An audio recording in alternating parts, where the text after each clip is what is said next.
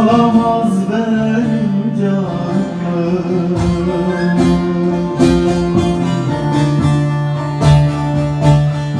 Doğmazsan ey zalim güneş, yarattığım şafakları.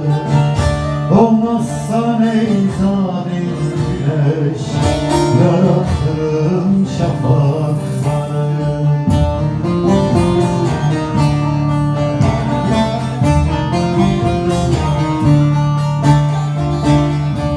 Ölüm dediğin nedir ki? Aslı kardeşlik olsa, bak sen de kuralıdır. Seyresen rüzgarlar. Ölüm dediğin nedir ki? Aslı kardeşlik olsa, bak sen de kuralıdır.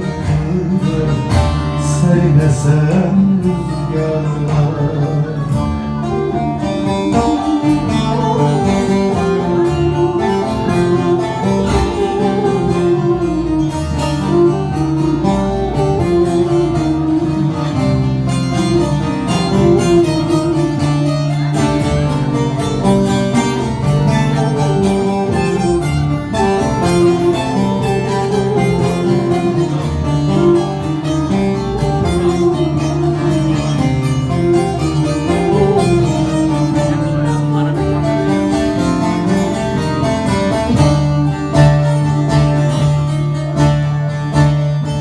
Ucuz değil giden günler, büyük bedel olmalı.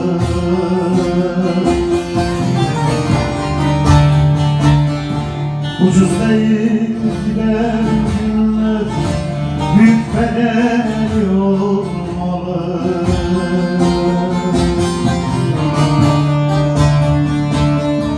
Fermanımı yazmışım ben, aşar girer karanlık.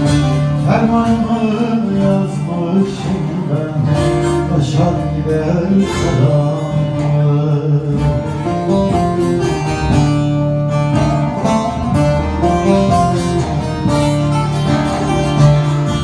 Ölüm dediğin nedir ki? Aslı kardeşlik olsa, bak sen de kuralıdır. Seyresen rüzgarlar. Ölüm dediğin nedir ki?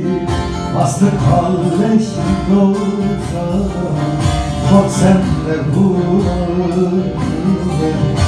Seyresen